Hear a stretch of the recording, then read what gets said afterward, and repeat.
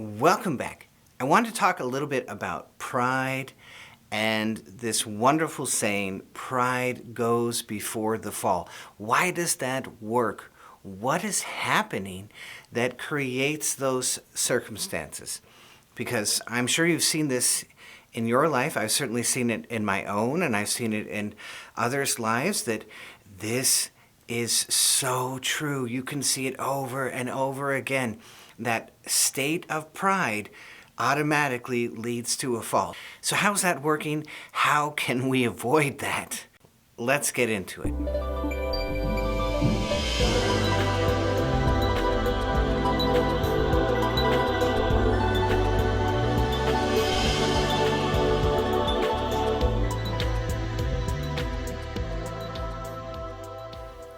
The deep insight, I believe, here is that you are building a construct in your left brain. It's not a real thing. It's an ivory tower.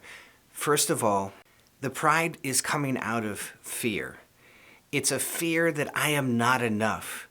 And so I boost myself up, or I take signs of progress in my life, or in my finances, or in my fame, or in my spiritual life even. I take signs of those progress and I have to inflate them and make them really, really big. And it's not coming out of sincerity, it's coming out of pride. So I'm not patting myself on the back to say, hey, you did a good job, by the way.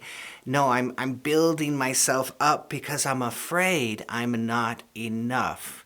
And that's the pride. It's this ivory tower in your left brain, and it's a false mental architecture. And so now you're living inside of that mental architecture. You're not sensing what is real. You're not grounded. You're not in the moment. You're not reading the room.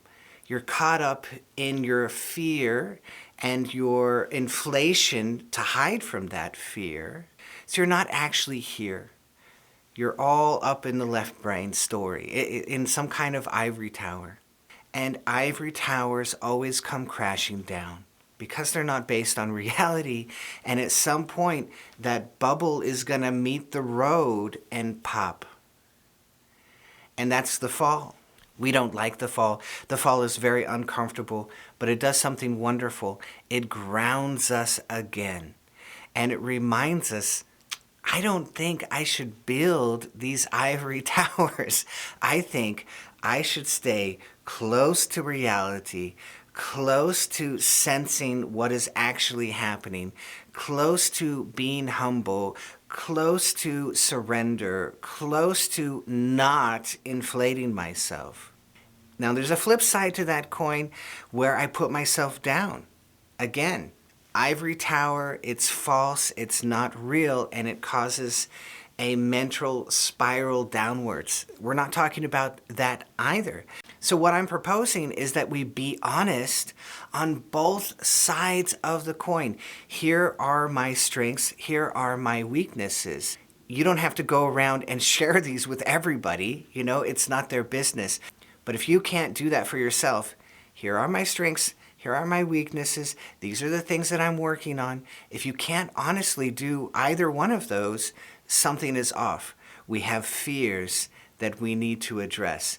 And the more that we face those fears and overcome them, and so be able to look at ourselves honestly, then the more true and the more surrendered and the more grounded we will be. We will be actually here, actually noticing, actually present, actually aligned internally. And the world responds automatically to that state. It's a much healthier state, and everything in your life flows better because of it. So when things are out of whack, what story am I living in? Let me get out of that story, forget the story. I'm just going to be here. So being humble is often associated with a sense of grounding, being low to the ground. And that means being actually here, not floating up in the sky, right? Just being present and authentic and sincere. That's when everything starts to work.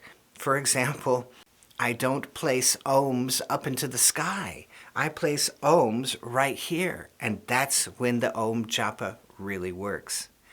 I had a student mention, I was thinking about placing the ohms. I was not in the chakra placing the ohms, and I made that mental shift, and boom, everything started to open up, everything started to work. He was here, he was present, he was aligned, and that's the magic. So if we contemplate this a little bit and we see some stories, some wonderful stories about the fall that comes after pride, or we notice it in somebody else's life, or even we look back in our own life, it's like, oh, there was some pride, and oh, there was the fall. If we can notice that and learn from that, we will develop a healthy concern about pride. And we will say, oof, I think I might be building an ivory tower. Don't want to do that. Let me come down to earth. Let me be here. Let me be present. Let me actually read the room. And now we are healthy. Now we are aligned. And the actual state of flow in our lives begins to work so much better. And that's what that old maxim is warning about. It's not about somebody judging you.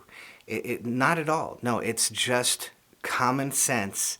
How do I get into flow and stay there and avoid states which are going to take me out?